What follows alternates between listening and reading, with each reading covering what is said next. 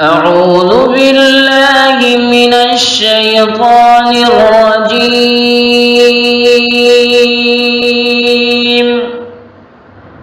بسم الله الرحمن الرحيم.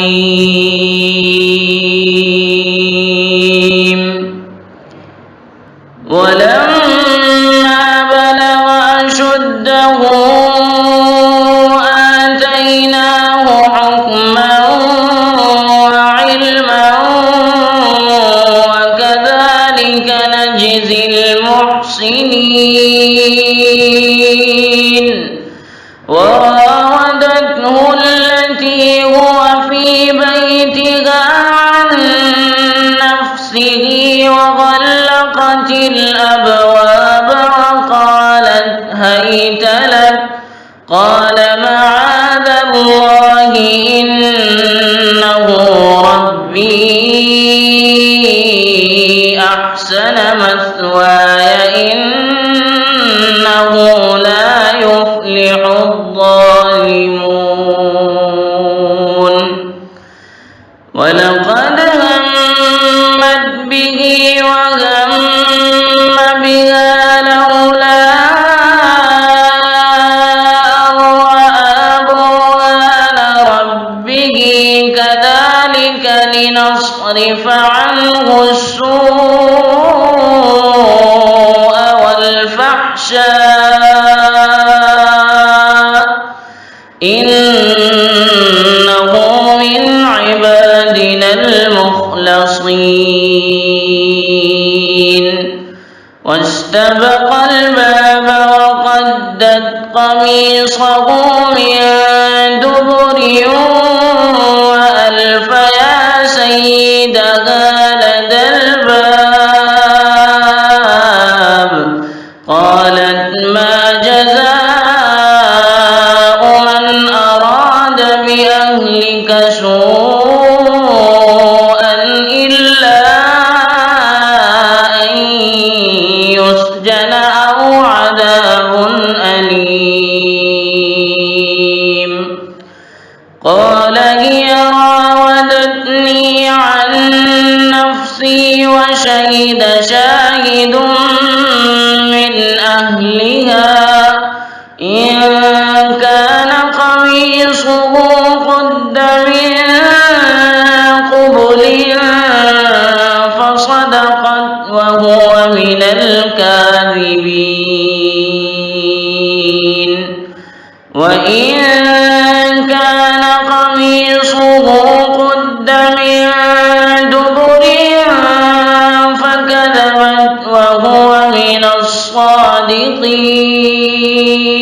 الصادقين. فلما رأى قميصه قد من دبر قال إنه من كيدكن إن كيدكن عظيم. يوسف أعرض عن هذا واستغفري لذنبك إنك كنت من الخاطئين. صدق الله العظيم.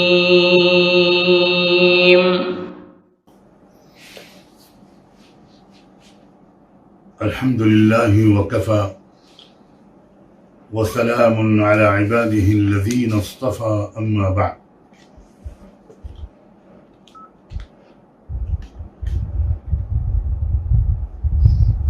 جن آیات کی ابھی تلاوت کی گئی یہ سورہ یوسف کی آیت نمبر 22 سے اور آیت نمبر 29 تک 8 آیتیں ہیں جن کی اس وقت تلاوت کی گئی ہیں.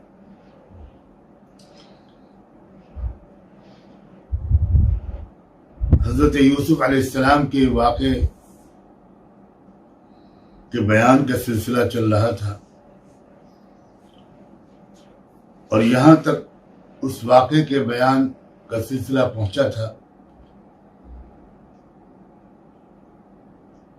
کہ جب عزیز مصر جو آج کل کی اصطلاح میں شاید مصر کا وزیر اعظم اس کو کہا جا سکتا ہے،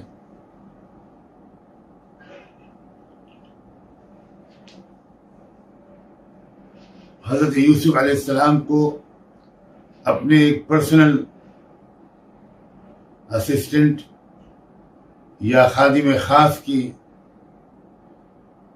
ذمہ داری سپرد کرنے کے ارادے سے خرید کر لایا تھا، اور اس نے اپنی بیگم سے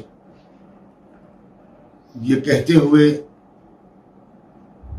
یوسف کے بارے میں ہدایت جاری کی تھی کہ بھئی ذرا اس کو بہت ہی اچھے انداز سے اس کو رکھنا،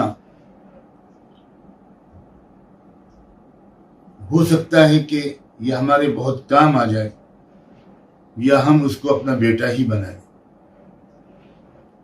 یہاں تک واقعے کا بیان مکمل پہنچا تھا، اور درمیان میں ایک جملہ معترضہ کے طور پر ایک بیچ میں ایک بات کہتی گئی تھی بطور تربیت اور اصلاح، جو مقصود ہے اس واقعے کے سنانے کا،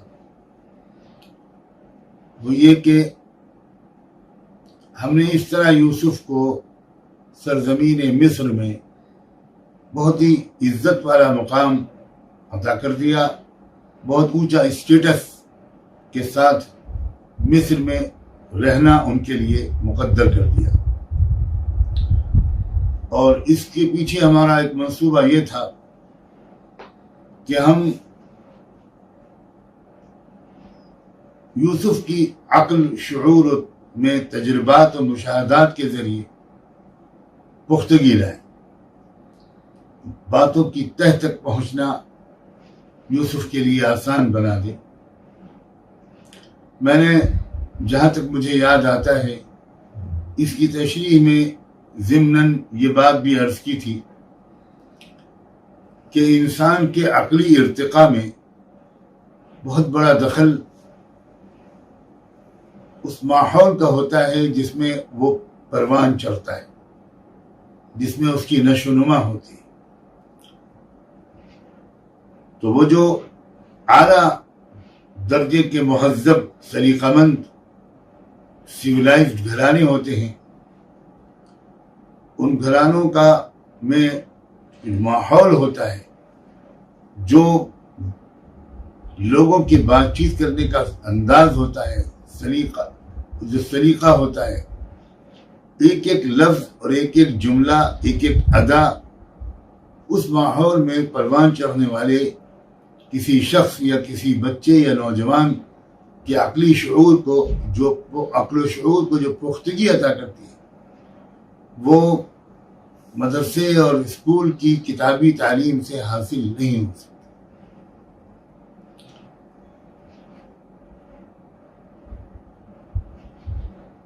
یہ اشارہ کیا اللہ تعالیٰ نے کہ جو کام یوسف سے لینا طے تھا، مقدر تھا، ایک بہت صالح انقلاب، ایک بہترین نظام حکمرانی ان کے ذریعے سے قائم کرنا پہلے دن سے اللہ تعالیٰ کے یہاں سے مقدر تھا۔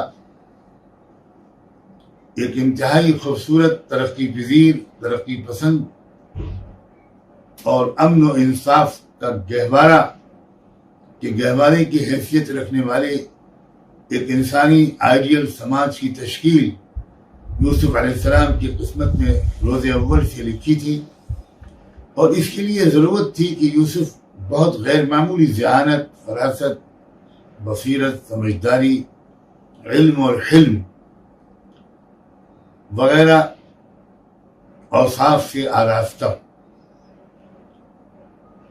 اور یہ دنیا عالم اسباب ہے۔ فطری صلاحیت ایک انسان کے اندر ودیعت ہوتی ہے، ماں باپ سے، نسلی پس منظر سے، خاندانی بیک گراؤنڈ سے، اور وہ جینس میں آتی ہے، وراثت میں منتقل ہوتی ہے۔ اس انسان کے اندر اس کے دماغ کی جو یہ والے ٹیشوز ہوتے ہیں یہ بہت مضبوط ہوتے ہیں، قوت فیصلہ، قوت فہم، اور پھر مزید اس کو جلا ملتی ہے اور غذا ملتی ہے اس تربیت سے، اس ماحول سے جس میں کوئی انسان پلتا بڑھتا ہے۔ تو وراثت اور ماحول یہ دو اسباب ہوتے ہیں۔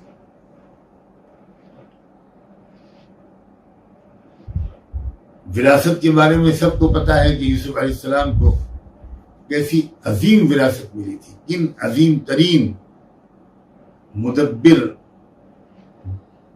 دماغ کے حامل تھے ان کے آبا و اجداد، اور اب مزید تربیت جس قسم کے کام کرنے تھے یوسف علیہ السلام کو آگے چل کر، ان کو صرف ایک واعظ و مصلح نہیں بننا تھا، ان کو ایک حکمراں بننا تھا۔ تو اس کے لیے اللہ تعالیٰ نے مقدر کیا کہ وہ ایک حکمراں خاندان میں پرورش پائیں۔ اور عزیز مصر کا جو تذکرہ سورہ یوسف میں آتا ہے اس سے ایک اندازہ ہوتا ہے کہ وہ شخص بھی ایک شریف انسان تھا، سمجھدار آدمی تھا، اور مردم شناس تھا۔ تبھی تو اس نے ایک نظر میں یوسف علیہ السلام کے پوٹینشل کو، ان کے ٹیلنٹ کو سمجھ لیا۔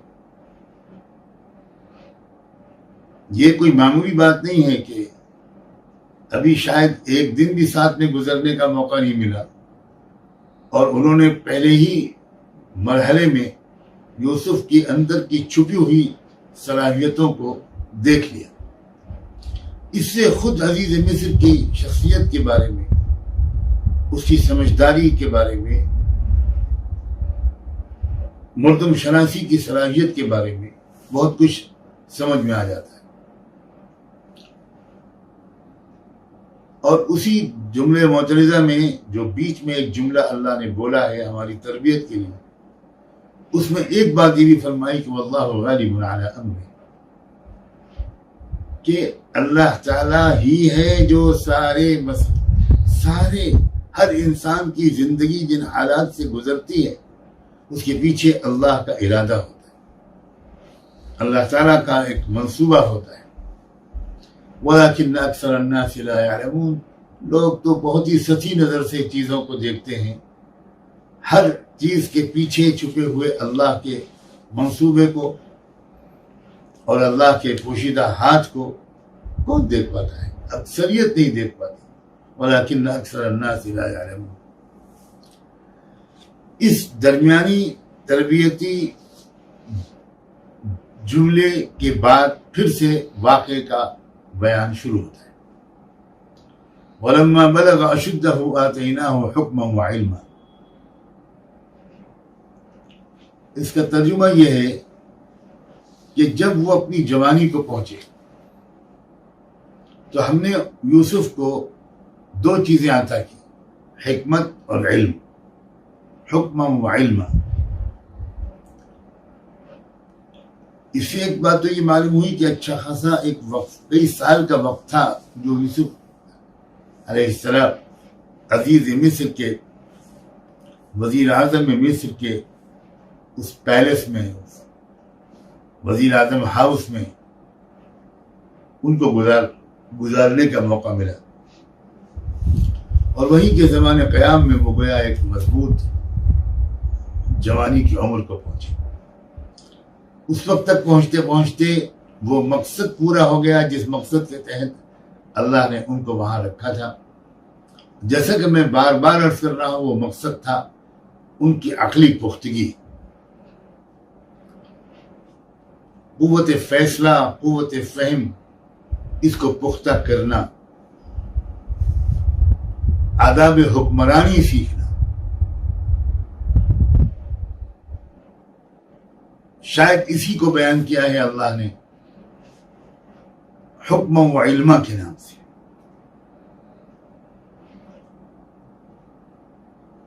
میں ذہنوں کو متوجہ کرنے کے لیے اشارے کرتا رہوں گا انشاءاللہ. یہ کتابی علم نہیں تھا جو یوسف علیہ السلام کو وہاں ملا تھا. ہم لوگ کتابی علم کو مدرسے میں چند سال پڑھ لینے کو یا کچھ تقریریں بیانات سن لینے کو علم کا وسیلہ سمجھتے ہیں. یہ معلومات کا وسیلہ ہے، علم کا نہیں ہے. علم تو زندگی سے آتا ہے، تجربوں سے آتا ہے.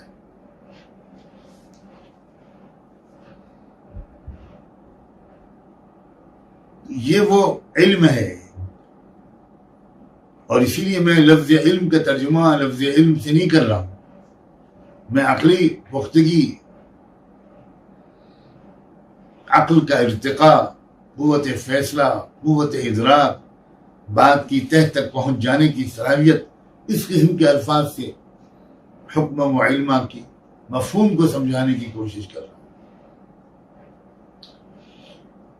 اور اس سے یہ بھی معلوم ہوتا ہے کہ کامیاب باپ وہ ہے جو اپنے بچوں کے اندر یہ سمجھداری پیدا کرنے کے اسباب و تدبیریں اختیار کرے، اور یہ وہی کرے گا جس کے اندر خود یہ چیزیں ہوں گی. اور ایک عجیب بات اللہ تعالیٰ نے فرما دی، وَكَذَلِكَ نَجْزِي الْمُحْسِنِينَ. اس کا مطلب یہ ہوا کہ یہ یوسف کے ساتھ خاص معاملہ نہیں ہے، اور یہی تو اشارہ ہے جس کو میں کھولنے کی کوشش کر رہا ہوں، کہ ہم نیک لوگوں کو اسی طرح بدلہ دیا کرتے ہیں. یعنی اب یہ نیک لوگوں سے مراد کون ہیں؟ یعقوب علیہ السلام، خود یوسف علیہ السلام، کہ جس انسان کے اندر سلامتی طبع ہوتی ہے، حسن سیرت ہوتا ہے،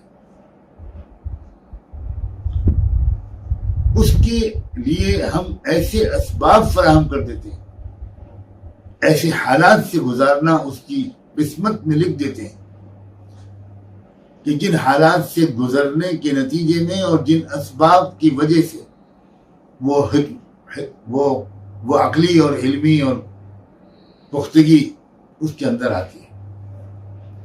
تو معلوم ہوا کہ یہ اسپیسیفکلی صرف یوسف علیہ السلام کے ساتھ ایک خارق عادت معاملہ نہیں تھا، یہ اللہ تعالیٰ کی سنت دائمہ اور جاریہ ہے.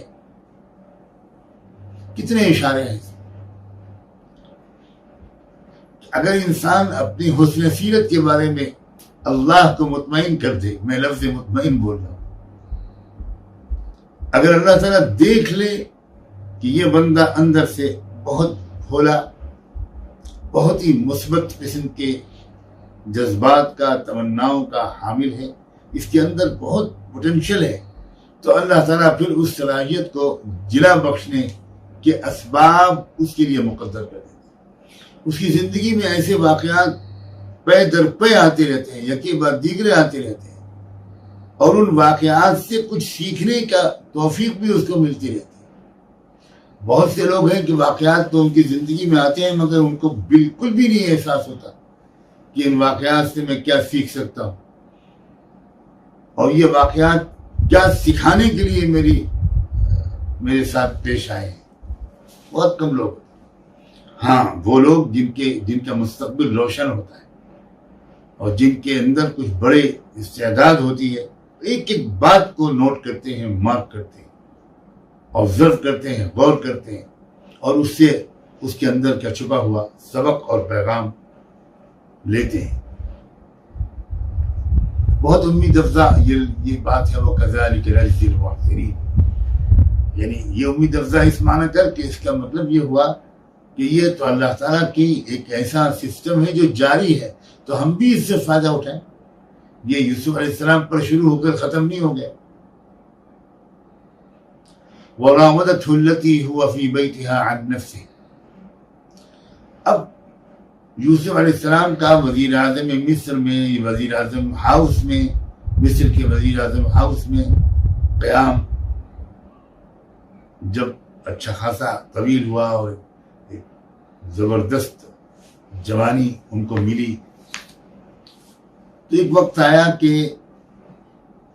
وہ جو وزیر اعظم کی بیوی تھی جس کے گھر میں یوسف علیہ السلام کی ڈیوٹی لگائی گئی تھی، ہوا فی بیتہا، اس عورت کو ایک عجیب طرح کا عشق ہو گیا، ایک جنون طاری ہو گیا اس عورت پر، ہے کہ وہ وزیر اعظم کی بیوی ہے، معمولی عورت نہیں ہے. لیکن اس سے اندازہ ہوتا ہے کہ کس قسم کے، کس سطح کے کیریکٹر کے لوگ عام طور پر ہوتے ہیں. تو وہ اس نوجوان کنوارے حسین لڑکے پر اس کا دل آ گیا، دیوانی ہو گئی، اور یہاں تک کہ ایسا وقت آ گیا کہ اس نے سارے دروازے بند کیے، وَغَلَّقَتِ الْأَبْوَابَ وَقَالَتْ حَيْتَ لَكَ، اور پھر یوسف کو بلا کر کہا کہ آ جاؤ، تم ہی سے کہہ رہی ہوں، آؤ آؤ میرے پاس آؤ. قال معاذ اللہ، یوسف علیہ السلام کا ایک اسپونٹینیس ریئیکشن جو تھا، ایک اندر سے چیخ نکلی ہوگی کہ اللہ مجھے بچائیے، اللہ مجھے بچائیے، انہ ربی احسن مثوایا. اور اس عورت کو کسی طرح سمجھانے کے لیے انہوں نے یہ راستہ اختیار کیا، یہ انداز، یہ دلیل دی کہ آپ کیا کہہ رہی ہو، وزیر اعظم میرے مالک ہیں، میں ان کا خادم ہوں، اور اتنی عزت کے ساتھ انہوں نے مجھ کو یہاں پر رکھا ہے، میں ان کی ناموس پر ہاتھ ڈالوں، ان کی امانت میں خیانت کروں؟ آپ سوچیے ذرا، یوسف علیہ السلام نے وہاں پر یہ نہیں کہا کہ یہ گناہ ہے، شریعت میں حرام ہے، اللہ ناراض ہوگا. اس لیے کہ یوسف علیہ السلام اتنے لمبے قیام کے بعد یہ بخوبی سمجھ گئے تھے کہ اس عورت کی سطح یہ ہے ہی نہیں کہ ان باتوں کو سمجھ سکے. اس کے اندر خوف خدا، خوف آخرت، تقوی، یہ سب چیزیں نہیں ہیں. تو ایک ایسی بات سے اسی طرح اس کو سمجھانے کی کوشش کی کہ شاید وہ جنون کچھ جملہ سن کر کچھ کم ہو جائے، اور اس کو بھی شرم آئے، خیال ہو کہ میں کیا کر رہی ہوں، میں کس کی بیوی ہوں، کس کی میں شریک حیات ہوں، اور میں اسی کی ساتھ بے وفائی کروں. اس سے معلوم ہوا کہ بھئی آپ اپنے مخاطب کا جو عقلی سطح ہے اس کا خیال کر کے بات کیا کریں. اور یہ بھی جملہ انہوں نے کہا کہ انہ لا یفلح الظالمون، جو حق فراموش ہوتے ہیں، احسان فراموش ہوتے ہیں، انہیں کبھی کامیابی نہیں ملا کرتی. میں بے وفا نہیں ہوں.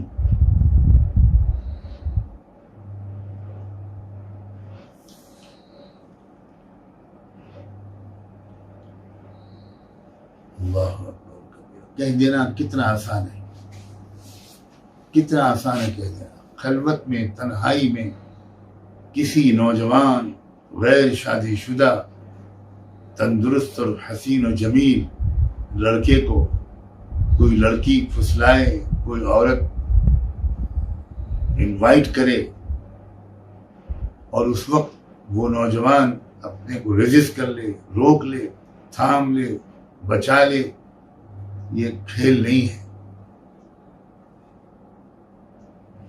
یہ ہے اندر کے کردار کی پاک دامنی اور پاکیزگی کی علامت. یہ ہے اصلی دینداری. بہت آسان ہے سب کے سامنے معاذ اللہ کہہ دینا، لیکن جس پوزیشن میں، جس خلوت میں، جس کیفیت میں، جس کا نقشہ کھینچا ہے اللہ تعالیٰ اپنے عظیم مقدس انداز سے، وراودته التي هو في بيتها عن نفسه، گھر اس کا ہے بھائی، اس کے احکام چلتے ہیں وہاں، کوئی اس کا حکم ٹال نہیں سکتا. ملک کے وزیر اعظم کی بیوی ہے وہ، اور یہ اسی کے گھر کے زنان خانے کے ایک طرح سے ملازم اور خادم تھے. ہر ملازم اور خادم کو وزیر اعظم جیسا شخص اپنے گھر کے زنان خانے کے اندر تو نہیں آنے دے گا. ان کی ڈیوٹیاں باہر کی ہوں گی، وہ اندر نہیں آ سکتے. مگر اس قدر اعتماد کیا یوسف علیہ السلام پر کہ ان کو بالکل گھر کے اندر رکھا. اور یہ جو گھر کے اندر کے بارے میں کچھ کہنے کی کوشش کر رہا ہوں، شاید اسی کی طرف اشارہ کیا اللہ نے، ہوا فی بیتہا. اور پھر دروازے سارے بند، کوئی ہے ہی نہیں دیکھنے والا. اور پھر پکارنا، اور وہ بھی عجیب عجیب عربی کا تعبیر ہے. یہ تلک اللہ جانے کس نشے میں چور ہو کر، کن مخمور آنکھوں سے، کن کیفیتوں کے ساتھ اس عورت نے اس نوجوان کو پکارا تھا. میں تمہاری ہوں، آ جاؤ. ہے تلک. میں تو اعتراف کرتا ہوں کہ میں اس کا صحیح ترجمہ نہیں کر پا رہا.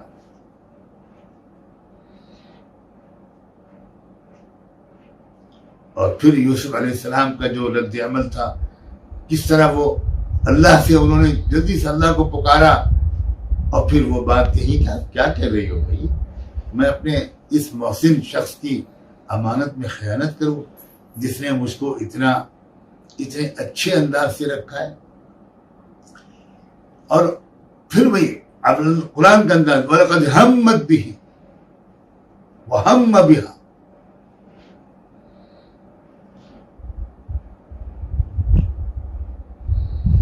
اس عورت کا دل اس جذبے سے مغلوب ہو چکا تھا. بہت زیادہ اس کا ارادہ پختہ تھا، اس کے اوپر ایک جنون سوار تھا.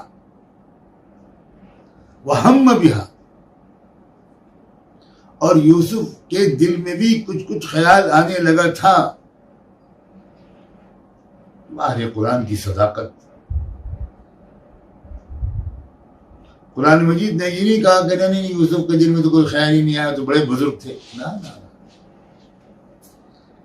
انسان کی جو جسمانی ساخت ہے، اس کے اندر جو جذبات رکھے گئے ہیں، تو فطری طور پر یوسف علیہ السلام کے دل میں بھی ہلکا سا خیال آنے لگا ہو، کچھ جذبات ابھرنے لگے ہوں.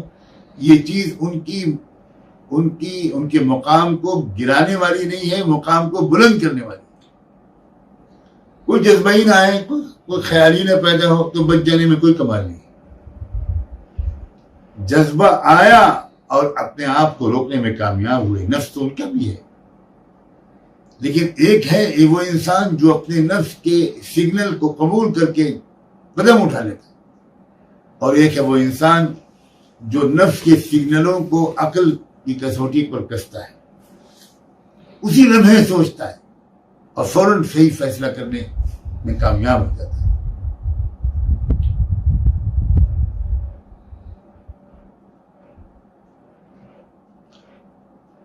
دونوں کے جو جذبات کی سطح تھی ان کے درمیان فرق تھا.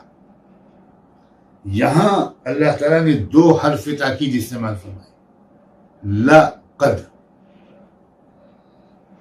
اور یہاں نہ لام ہے نہ قد ہے.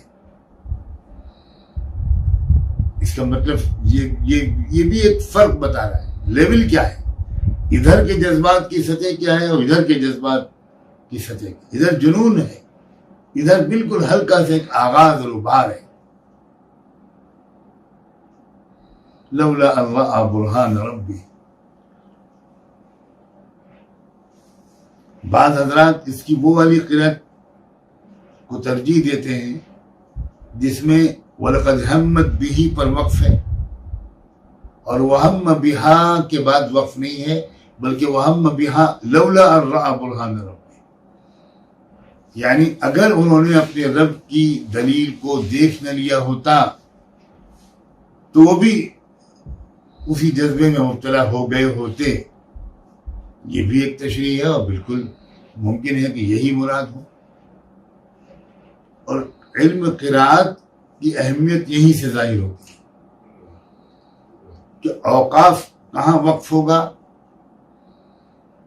وہ وقف جہاں پر ہوگا اس سے معنی تبدیل ہوگا.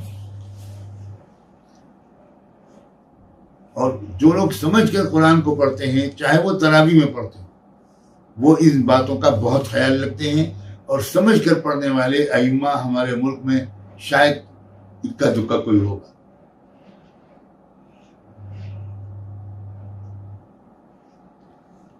بہرحال یوسف علیہ السلام نے کس برہان کو دیکھا، یہ کیا فرمایا کہ لولا الرآ برہان ربی، اللہ جانے۔ کئی روایات آتی ہیں کہ یوسف علیہ السلام کے سامنے ایک دم سے تصویر آ گئی، اپنے والد کو دیکھا انہوں نے کہ وہ دانتوں میں انگلی رکھے ہوئے حیرت سے دیکھ رہے اور ایک دم سے رک گئے۔ بالکل اللہ کی قدرت سے کوئی بعید نہیں، ٹیلی پیتھی ہوتی ہے۔ کیا آپ یہ محسوس نہیں کرتے کہ آپ پریشان ہیں، 7 سمندر پار کہیں رہتے ہیں دور کسی ملک میں، اور کوئی واقعہ پیش آیا ہے آپ کے ساتھ جس کی وجہ سے آپ ذرا الجھن میں ہیں، پریشان ہیں، اور سینکڑوں میل دور بیٹھی ہوئی آپ کی ماں آپ سے بات جب ہوتی ہے تو کہتی ہے بیٹا کہ تم خیریت سے تو ہو، بیٹا کیا سب ٹھیک ہو؟ بیٹا بار بار کہہ رہا اماں میں ٹھیک ہوں، نہیں مجھے تم سچ بتاؤ۔ تب مجبوراً بیٹا بتاتا ہے اماں ذرا سے میں پھنس گیا تھا اور میں 2 گھنٹے بہت پریشان رہا۔ ادھر ماں کہتی بیٹا میرا کلیجہ منہ کو آ رہا تھا، مجھے اختلاج ہو رہا تھا، میں گھبرا رہی تھی، اور میں تو نماز پہ کھڑی ہو گئی، اللہ میرے بیٹے کو سلامت رکھے۔ یہ کیا ہے؟ یہ ماں اور بیٹے کا جو تعلق ہے وہ سینکڑوں میل دور کسی بھی اطلاع سے پہلے اور اطلاع کے بغیر ماں کے ذہن، دل، دماغ پر کچھ کیفیات مترتب ہونے لگتی ہیں اگر اس کا لال، اس کی جگر کا ٹکڑا کسی پریشانی میں ہوتا ہے۔ یہ اللہ تعالیٰ نے انسانوں کے درمیان یہ تعلق رکھا ہے، اور خاص طور پر جن کی روح پاکیزہ ہوتی ہے اور لطیف ہوتی ہے ان کو یہ چیز بہت ہوتی ہے۔ تو کیا عجب ہے کہ ادھر اس عورت نے یوسف علیہ السلام پر دورے ڈالنے شروع کیے ہوں، اور ادھر یعقوب علیہ السلام بے چین ہو گئے، بے قرار ہو گئے، کچھ گڑبڑ ہے، اے اللہ میرے بیٹے کو بچائیے گا، کچھ کرنے لگے ہوں۔ اور ادھر یوسف علیہ السلام کو بھی اچانک اپنے مغموم اور رنجیدہ یا متفکر باپ کی ایک صورت نظر آ گئی۔ بالکل ممکن ہے۔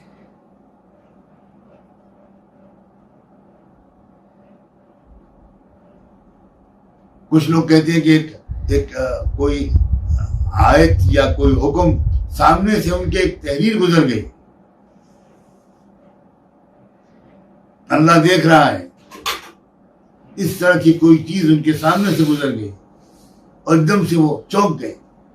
رب کا برہان کیا تھا اللہ بہتر جانے۔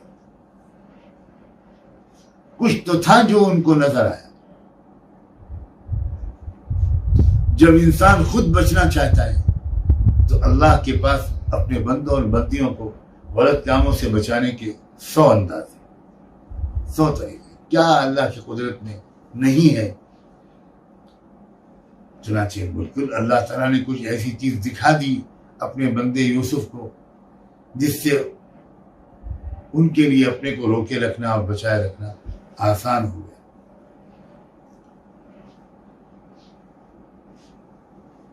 اللہ سبحان اللہ۔ یوسف علیہ السلام کو اللہ تعالیٰ نے بچا لیا۔ یہی بات صاف لفظوں میں اللہ تعالیٰ نے ارشاد فرمائی، یہ کہتے ہوئے کہ کذالک لنصرف عنہ السوء والفحشاء۔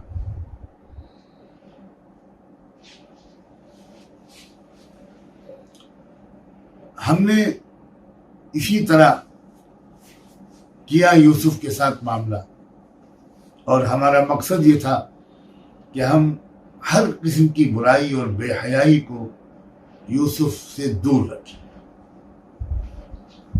یوسف کو بے حیائی اور برائی سے دور رکھیں یہ تعبیر نہیں ہے، برائی اور بے حیائی کو یوسف سے دور رکھیں یہ زیادہ مبالغہ ہے۔ مبالغہ کا مطلب میں اردو والا مبالغہ نہیں بول رہا ہوں، مطلب یہ اور زیادہ گہری بات ہے۔ پھٹک نہیں سکتی قریب اس میرے پیارے اور پاک دامن بندے کے قریب کوئی برائی نہیں آ سکتی. یہ کسی برائی کے قریب نہیں جائے گا. یہ نمبر 2 کی چیز ہے. برائی اس کے قریب نہیں آ پائے. ایسی حفاظت ہے اس بندے کے ساتھ. جب میں یہ باتیں عرض کر رہا ہوں تو میرے ذہن میں یہ باتیں آ رہی ہیں کہ کیا پوری روئے زمین پر کوئی ایک بھی نوجوان اس وقت ہے ایسا؟ ایک اربوں کی آبادی میں اور بہترین خاندانوں میں پلنے والا کوئی نوجوان ایسا ہے جو اس برزخ سے پورا گزرا ہو اور اس کے دامن پر ایک دھبا یا چھیٹ نہ ہو؟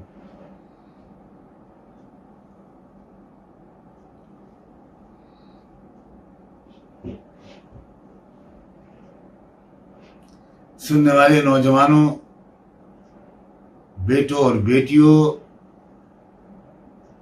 اللہ اللہ اللہ کرے، اللہ کرے کہ یہ زیادہ سے زیادہ نوجوان سنیں، اور جو سنے اس کے دل کے اندر ایک عزم پیدا ہو جائے، جو ہوا سو ہوا، مالک معاف کر دیجئے، اب نہیں، اب تو میں یوسف علیہ السلام کو اپنا آئیڈیل بناؤں گا. اور کتنا اچھا ہو کہ اولادوں کو پہلے سے یوسف علیہ السلام کا عاشق بنا دیا جائے، ان کو ایک رول ماڈل بنائیں. ہمارے نوجوان بچے نوجوانی کی دہلیز میں قدم رکھنے سے پہلے ان کے سامنے ایک شخصیت آ جائے، ایک مثالی شخصیت. انہ من عبادنا المخلصین. یہ اہتمام جو ہم کر رہے ہیں، ہم نے کیا یوسف کے بارے میں، تو وہ تو ہمارے بہت ہی منتخب بندوں میں سے، مخلصین نہیں مخلصین، جن کو ہم نے چنا ہے بہت بڑے کام کے لیے. آگے فرمایا واستبق الباب وقدت قمیصہ من دبر. یہ تو درمیان میں وہ جملے اللہ فرماتے ہیں جن کے لیے یہ واقعہ سنا رہے ہیں. تربیتی اور اصلاحی جملے واقعے کے درمیان میں آتے ہیں. یہاں تک تو واقعہ ہے کہ وَلَقَدْ هَمَّتْ بِهِ وَهَمَّ بِهَا لَوْلَا أَن رَأَىٰ بُرْهَانَ رَبِّهِ. اس کے آگے تربیتی جملہ ہے كَذَلِكَ لِنَصْرِفَ عَنْهُ السُّوءَ وَالْفَحْشَاءَ، تاکہ یہ دعا، یہ تمنا دعا بن کر ہمارے بھی ہونٹوں سے نکلے کہ اللہ ہم سے بھی آپ برائی اور بے حیائی کی چیزوں کو اسی طرح دور کرتے رہیے گا ہمیشہ، جیسے آپ نے اس خوش نصیب یوسف کے ساتھ کیا تھا. اس کے بعد واقعے کا بیان پھر شروع ہو گیا درمیان کی تربیتی جملے کے بعد، اور وہ یہ ہے کہ وہ یوسف علیہ السلام نے جب ماحول یہ دیکھا اور اس عورت کے خطرناک ارادے اور اس کی عجیب کیفیت دیکھی تو بھاگے، اور جب بھاگے دروازے کی طرف تو پیچھے سے وہ بھی بھاگی پکڑنے کے لیے یوسف علیہ السلام کو، اور اس دوڑ بھاگ اور پکڑ دھکڑ میں اس عورت نے ان کا کرتا پیچھے سے پھاڑ ڈالا. وقدت قمیصہ من دبر.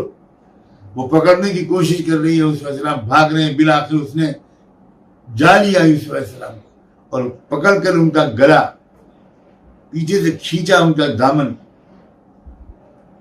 اور اس کشمکش میں ان کا کرتے کا پچھلا حصہ پھٹ گیا. وَأَلْفَ يَا سَيِّدَهَا لَدَى الْبَابِ. اور یہ ہے عجیب و غریب اللہ کی منصوبہ بندی. اتفاق نہیں ہوتا، اللہ کی منصوبہ بندی ہوتی ہے کہ جب دروازے تک پہنچے یہ دونوں بھاگتے ہوئے، یہ پیچھا کر رہی اور وہ بھاگ رہے، تو وہاں پر عزیز مصر کھڑے تھے. وزیر اعظم خود آئے ہوئے تھے، آ رہے تھے، اور دیکھا تو دروازے پہ وہ کھڑے. بس اس سے پہلے کہ یوسف کچھ بولتے، وزیر اعظم کی اس بیوی، اس عورت نے جلدی سے آگے بڑھ کر اپنے شوہر سے کہا کہ آپ تمہاری بیوی کے ساتھ جو شخص بدکاری کا ارادہ کرے اس کی سزا اس کے سوا کیا ہونی چاہیے کہ اس کو جیل بھیج دیا جائے. ما جزاء من اراد باهلك سوءا الا ان يسجن او عذاب الیم، یا اور کوئی اس کو زبردست جسمانی سزا دی جائے. یعنی ایک دم سے مظلوم کی حیثیت سے پیش کر دیا اور استغاثہ لے کر کھڑی ہو گئی اپنے شوہر کی عدالت میں اور یوسف کے خلاف ایک بدترین الزام لگا دیا. کیا آپ کی بیوی کے ساتھ یہ شخص یہ حرکت کرنا چاہ رہا تھا؟ آپ بتائیں اس کی کیا سزا ہونی چاہیے؟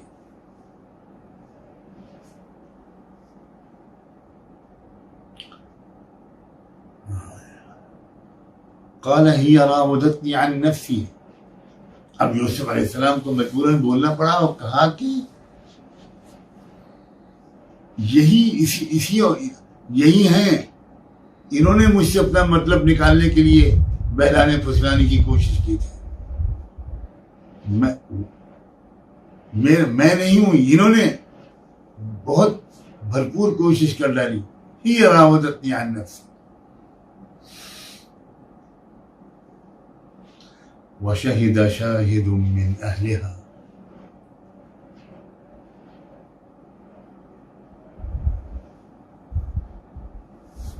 اس عورت کے خاندان میں سے ایک شخص نے دخل دیا اور ایک بات کہی. کیا کہا یہ کہ اس معاملے کی تحقیق اس طرح کی جا سکتی ہے کہ دیکھا جائے کہ یوسف کا جو کرتا ہے وہ سامنے سے پھٹا ہے یا پیچھے سے پھٹا ہے. اگر کرتا پیچھے سے پھٹا ہے، اگر کرتا آگے سے پھٹا ہے، ان کان قمیصہ قد من قبل، تب تو پھر وزیر اعظم کی بیوی سچ کہہ رہی کہ یوسف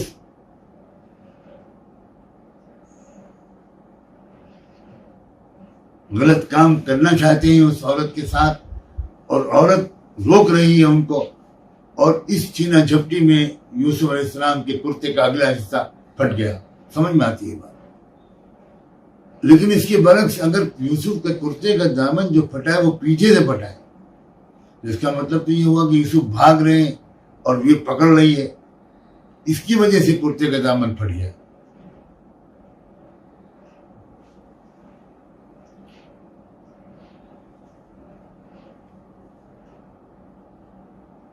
یہ شخص کون تھا؟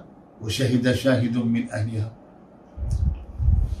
دیکھیے روایات میں تو یہ آتا ہے، اور روایات بہت کمزور قسم کی نہیں. حاکم نے بھی روایت کیا ہے اور اس کو مضبوط سند والی روایت قرار دیا ہے، اور ان روایات کے مطابق تو ایسا لگتا ہے کہ جیسے کوئی چھوٹا سا بچہ تھا دودھ پیتا ہو، اور یہ وہیں کہیں تھا وہ آس پاس. اور جب یہ بات ہو رہی تھی اچانک وہ بچہ بول پڑا جیسے عیسیٰ علیہ السلام بول پڑے، اور یہ اس نے کہا.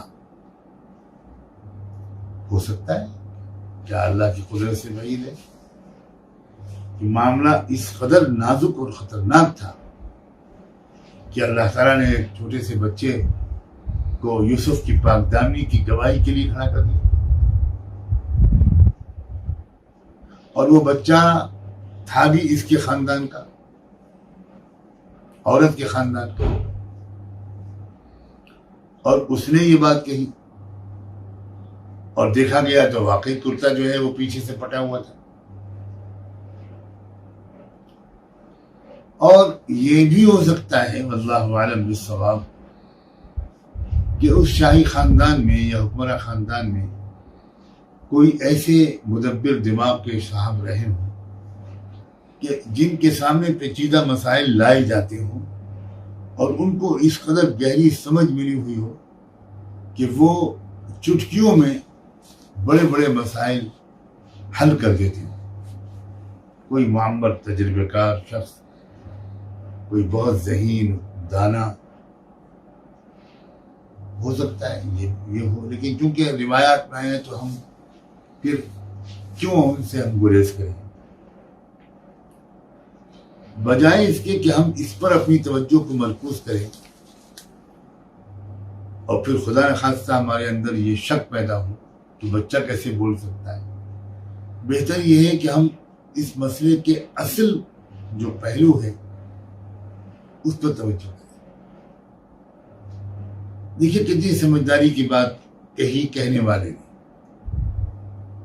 اور اس سے ایک رہنما اصول ملا کہ کسی واقعے یا جرم کا کوئی ثبوت براہ راست نہ ملے تو وہ جو واقعاتی ثبوت ہوتے ہیں، سرکمسٹینشل ایویڈنس جس کو قانون کی زبان میں کہتے ہیں، ان ثبوتوں کے ذریعے سے بھی اس معاملے کی تہ تک پہنچا جا سکتا ہے.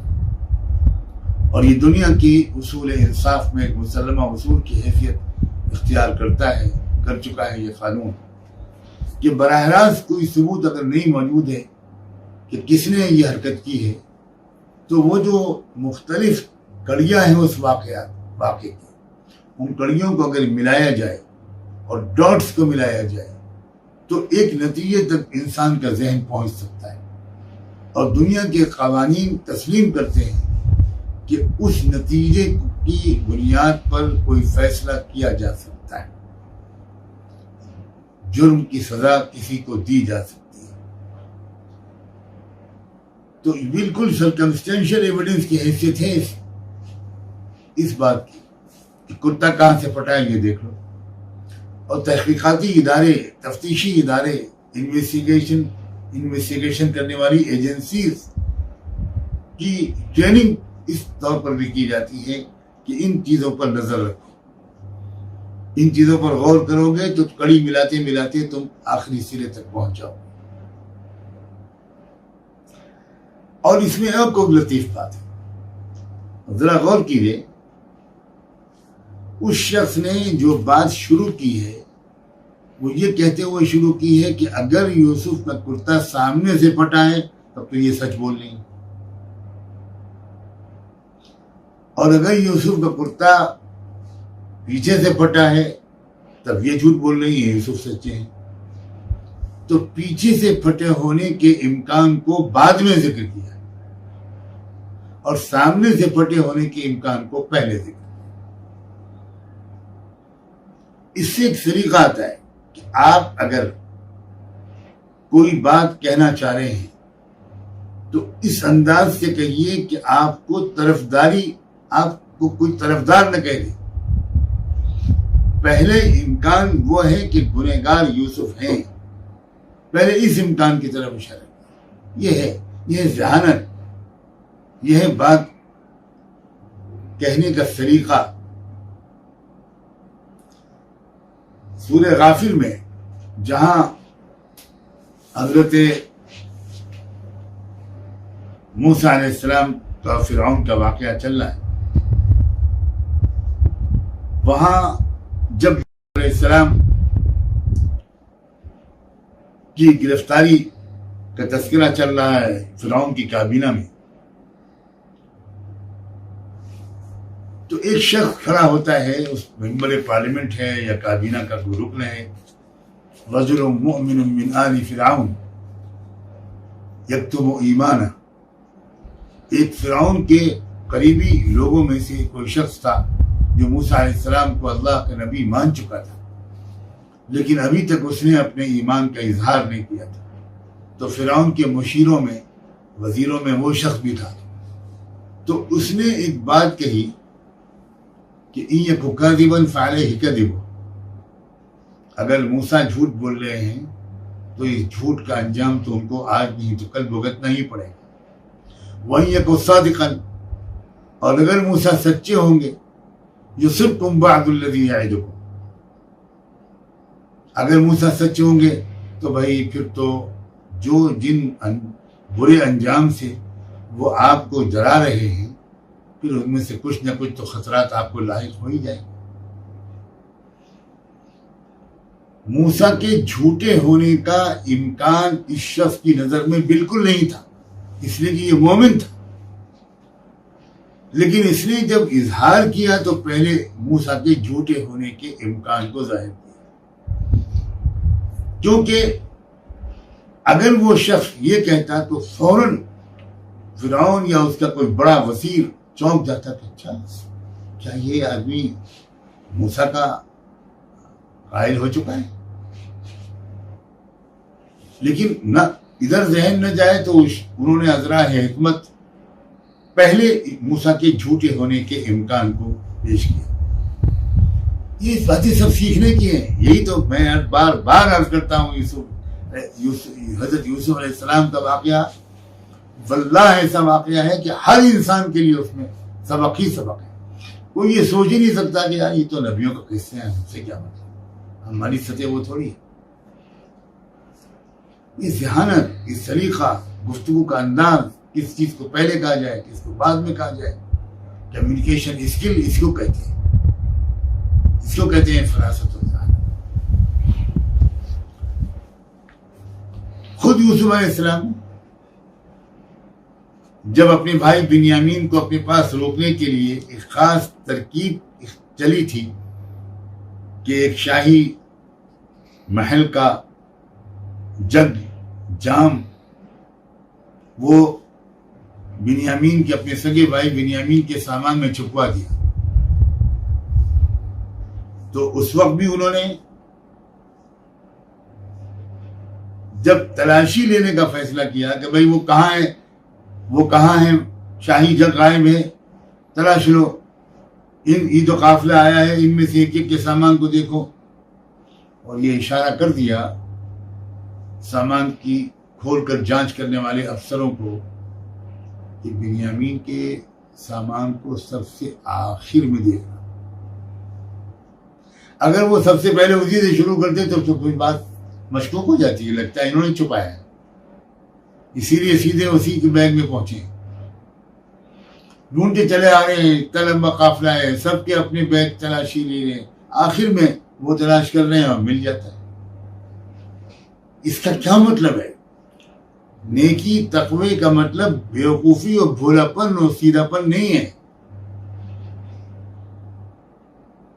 اسلام، ہمارا رب ہمیں ایک انتہائی سمارٹ انسان کی حیثیت سے بھی دیکھنا چاہتے ہیں۔ یہ سب ان اندر پوشیدہ اشارات ہیں جن کو ہمارے علماء نے واضح کیا ہے اور کرنا چاہیے، ان نقطوں کو بھی سامنے رکھنا چاہیے۔ ہماری روزمرہ کی زندگی میں، ہمارے گھروں گھریلو معاملات میں، ہم کوئی ادارہ چلاتے ہیں تو اس ادارے کے اندر اس کے مینجمنٹ میں یہ چیزیں بہت کام آتی ہیں۔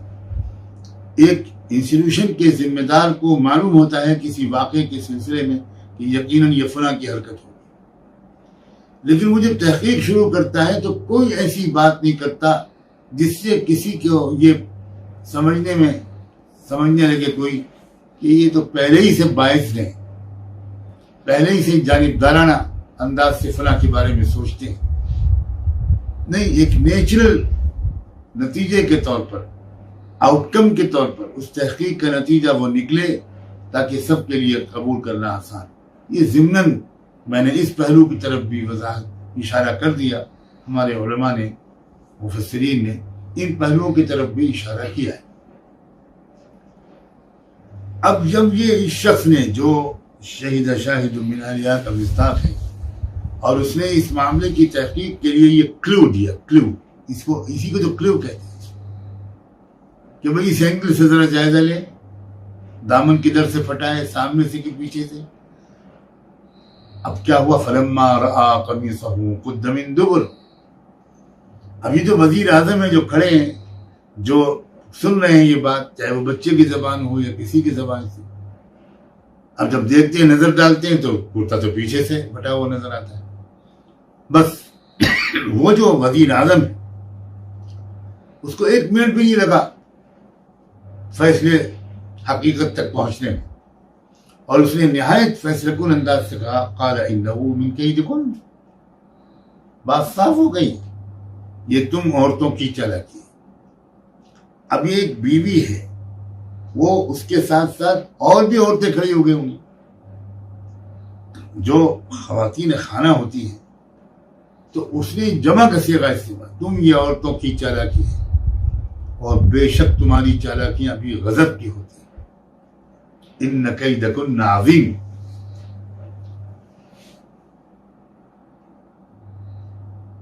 کیا انسانی زندگی کی سچائیاں اور زمینی حقیقتیں، آسمانی نہیں، گراؤنڈ ریئلٹیز ہیں، کیا ان کا ایک نمونہ یہ نہیں ہے؟ عورت جو مخلوق ہے انتہائی دلاویز، وجود زن سے ہے تصویر کائنات میں رنگ، اس کائنات کا حسن، اس زندگی کی رونق، گھروں کی رونق بلا شبہ عورت کے وجود سے۔ 10 مرد موجود ہوں اور عورت نہ ہو تو گھر میں رونق نہیں ہو سکتی۔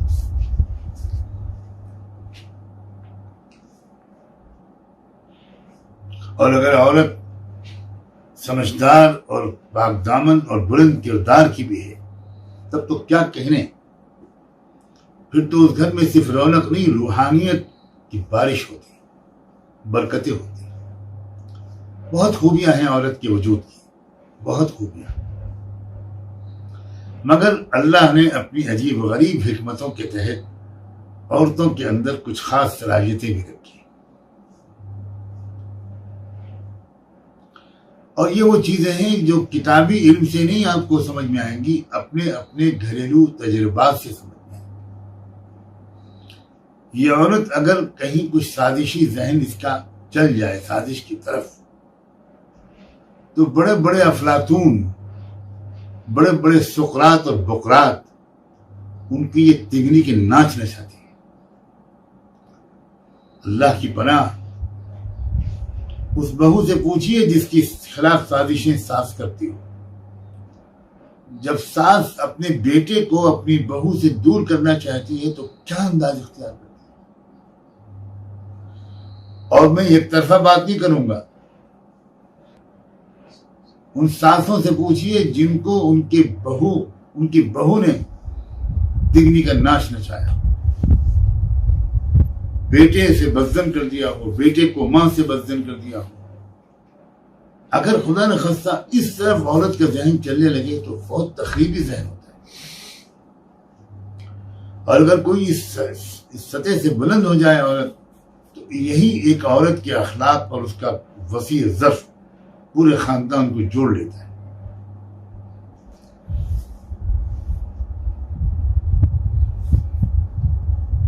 یہ شخص وزیر اعظم ہے، اللہ جانے اس کے اس جملے کے پیچھے پچھلے کتنے تجربات رہے۔ ان کیدکن عظیم۔ اور وہ وزیر اعظم اس نتیجے تک پہنچنے کے بعد اور اپنی ان عورتوں سے یہ بات کہنے کے بعد مخاطب ہوتے ہیں یوسف سے، اور وہ وزیر اعظم کہتا ہے یوسف عارض عنہا، چلو جانے دو یوسف، نظر انداز کر، واستغفری لذنبک۔ اب وہ مخاطب سب عورتوں سے نہیں ہے جو وہاں کھڑی ہیں، اب وہ اپنی بیوی سے مخاطب، اور ان سے کہہ رہا ہے کہ اپنے قصور کی معافی مانگو، اپنے گناہ کی معافی مانگو۔ یوسف سے کہو کہ I'm sorry، مجھ سے غلطی ہو، اقرار کرو، اعتراف کرو، معافی مانگو۔ انکی کنتی من الخاطئین، سراسر قصوروار تم۔ اس سے کیا نہیں اندازہ ہوتا جو میں نے شروع میں کہا تھا کہ عزیز مصر کے بارے میں جو قرآن میں اشارات آئے ہیں اس سے اندازہ ہوتا ہے کہ بہت شریف انسان تھا۔ برسر عام وہ ایک غلام کا ساتھ دے رہا ہے اور بیوی کو ڈانٹ رہا ہے، یہ بہت بلند کردار کی علامت ہے، انصاف ہے اس کے اندر۔ شریف آدمی ہے، وہ خوبیاں ہیں اس کے اندر، اگرچہ وہ فقہی اور قانونی اصطلاح میں ابھی تک وہ صاحب ایمان نہیں ہے، مگر یہ ہے تاریخ کے بیان کرنے کا اسلوب کہ اگر کوئی غیر مسلم ہے اور اس کے اندر خوبیاں ہیں تو ان خوبیوں کا اعتراف کرنا چاہیے، ان خوبیوں کا تذکرہ کرنا چاہیے۔ قرآن مجید نے اعتراف کیا، خوبیوں کا تذکرہ کیا، یہ بھی ایک ادب ہے، یہ بھی ایک مہذب انسان کا شیوا ہونا چاہیے۔ ایسا متعصب، ایسا تنگ نظر، ایسا فرقہ پرست ہمیں ہرگز نہیں ہونا چاہیے کہ اگر کسی غیر مسلم کے اندر کردار کی کوئی خوبی ہے تو ہم اس کا اعتراف بھی نہ کریں، اس کا تذکرہ بھی نہ کریں۔ یہ بالکل غلط روش ہے۔ بس آج سورہ یوسف کی اسی آیت پر آج کے اس درس و مذاکرے کا سلسلہ مکمل ہوتا ہے۔ درمیان میں جتنے بھی اشارے آئے ہیں اللہ کی توفیق سے، اگر آپ اس کو ایک بار، دو بار، تین بار سنیں اور ان چیزوں کو نوٹ کریں، کردار کی حسن کی کن علامتوں کی طرف اشارات آئے، اور پھر دیکھیں کہ کیا میرے اندر یہ صفت ہے۔ بہترین اعلیٰ انسانی جواہر ہیں، انسانی اوصاف اور خصلتیں ہیں جن کا تذکرہ قدم قدم پر سورہ یوسف میں حضرت یوسف علیہ السلام کی سیرت کے حوالے سے ہوگا۔ خوش نصیب ہے ہم میں سے وہ جو ان نگینوں کو چن لے، ان موتیوں کو چن لے، اور صرف سن کر ہم اکتفا نہ کریں بلکہ ان سب نگینوں اور موتیوں کو اپنے کردار کا حصہ بنائیں۔ اللہ ہم سب کو توفیق عطا فرمائے۔ وآخر دعوانا ان الحمد للہ رب العالمین۔